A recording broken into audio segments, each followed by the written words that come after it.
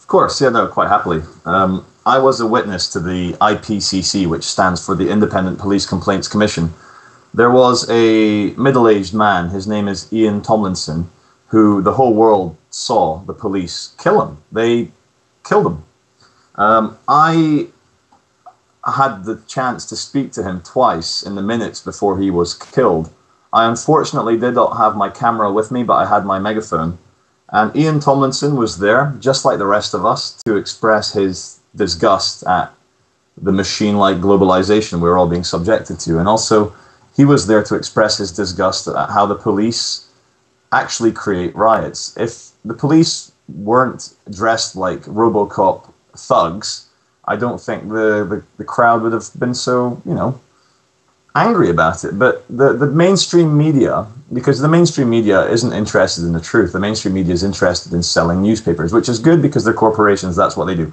But they portrayed Ian Tomlinson as the world's most peaceful, innocent victim of, they said that he was just walking past on his way to work, he got caught up in it. That is not the truth. In the truth movement, even though it's not really beneficial to us to say he was a troublemaker, he came up to me in the moments before his death, and he was like, "Oh, yeah, how you doing?" And he was smelling very, very heavily of alcohol. And he was telling me, "I'm going to beat up police. I'm going to go there. I've been fighting them all day. I'm going to F them up. I'm going to screw this, screw that. I don't like police. I effing hate police." And I was like, whoa, this guy's really drunk. And not that this means anything, but he had love and hate tattooed on his knuckles. And, why would someone want to have love and hate tattooed on their knuckles? So the footage you saw of Ian Tomlinson walking with his hands in his pockets, he was there obviously to protest. But in all the official footage of him getting killed, you can actually hear an idiot in the background going, "Who let the dogs out?" on a megaphone. That's me. But what was very interesting, James, in the theater of protest, he got smashed down by the police. He walked another 10 paces, stumbling, obviously dying, and then he fell over. There's a few people throwing bottles at the police, plastic bottles, and like some plant pots, strangely enough. But I just said on the megaphone, I said, "Look, guys, everyone stop. There's a man dying here. We need a police medic."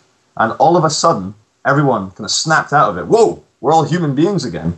Everyone stood aside. The police medics came running forward with like a little army of 10 RoboCop police. Nobody stopped it. And you know the expression, "It's great fun until someone gets hurt."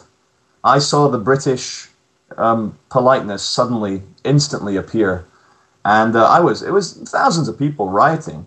But as soon as word got round that someone was in trouble, it kind of parted like Moses parting the sea. And everyone stood there quietly as the ambulance came in. And it was like a funeral procession. And the police were really saddened by it. We were really saddened by it. But let's get to the truth of the matter, James. No matter how drunk or stupid or aggressive someone is, they do not deserve to be beaten to death on the floor in front of 50,000 people or have any. No matter how stupid or ignorant or aggressive you are, the police are there to protect us, not to truncheon us to the ground until we die. And so that was a massive wake-up call to me. That was 2 weeks before I lost my job in finance. And there I was. And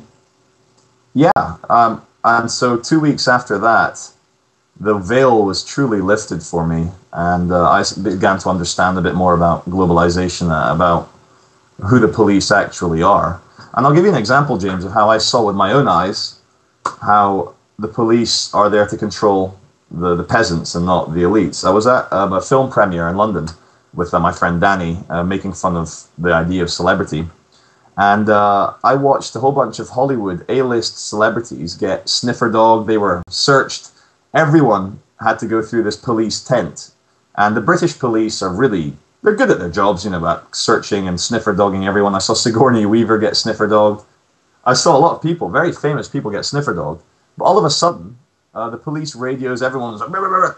And the tent got lifted, the dogs got taken away, all the police stood aside, and these giant Rolls-Royce cars arrived right to the front of the cinema on the red carpet. Prince Charles and Camilla, Prince Charles, obviously the future King of England, and his wife arrived. They didn't get searched by the police. They didn't get sniffer dog because obviously they're the ones who run the system. And for anyone who thinks the royal family in Britain is only a tourist piece, it's not true. They own most of the land in this country. In law, the Queen actually owns all the land. When you buy land in Britain, what you do is you get a lease for 1,000 years, but it's still Queen's property, which is why when the government, obviously the kind of instrument of the Queen, when they want to build a new runway in an airport, doesn't matter if you own that land, the Queen ultimately owns it. You're leasing it, and the airport's more important than your house. So to see with my own eyes, James, the illusion of the police, right there, and with my own eyes, it was a wonderful wake-up call as well.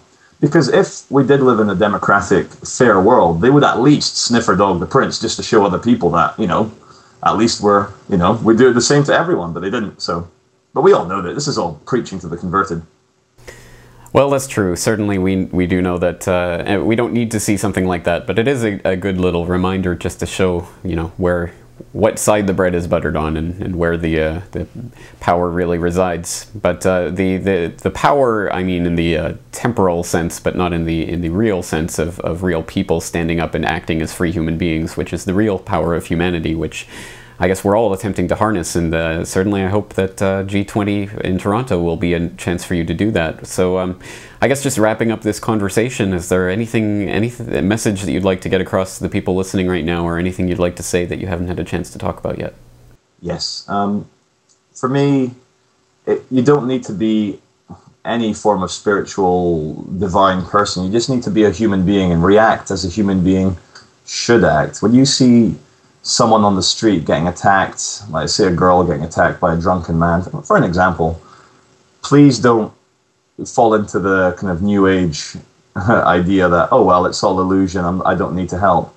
A real human being would step in, would try and separate the fight, and you might have to use a little bit of self-defense to stop that girl getting hurt.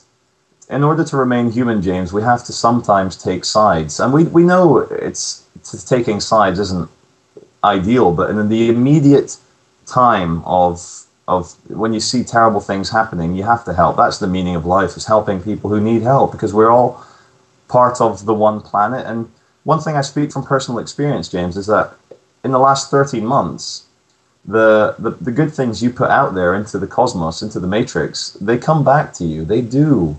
It's called karma, and it's hidden in plain sight. And I speak from very personal experience. I've had some very obvious and immediate returns of good. It's not why I do it, but it's nice that we are spiritually rewarded with doing good. What else do I want to say? For human beings in this world right now, we can't really react to the powers that be, because they own the physical world, as in they own the ability to control the physical world. But, all you need to do is start a different group, start a different parliament. Just stop reacting to it. I don't pay tax, income tax or council tax to the British government. I unfortunately pay, sales tax, as we all do, but that's enough. Sales tax in Britain is almost 20%. So, I enjoy sewage works, I enjoy ambulances, I enjoy parts of the British establishment, but I think 20% of my money is enough, but really, what I want people to do, and the best way to wake people up who are maybe on the fence right now, is to take the corporate mainstream message, but enhance it. So that's why the Love Police, when we go out there, we go into the financial district, and we go on the megaphone smiling. I put a suit on so I look like one of the workers, and I'll go on the megaphone and I'll say things like, don't quit your jobs, the economy needs you, your dreams are meaningless, you do not need more than 2 weeks holiday a year. Please work harder. You too can get that promotion. If you don't work hard for your pension, you might not live your middle-class lifestyle in retirement. And these are just small examples, but we take it to its extreme, and it's so wonderful to see all these suited men and women smiling, having a little chuckle to themselves, because they get it, and most people get it. And I've seen in the last 13 months a change in London and in Britain.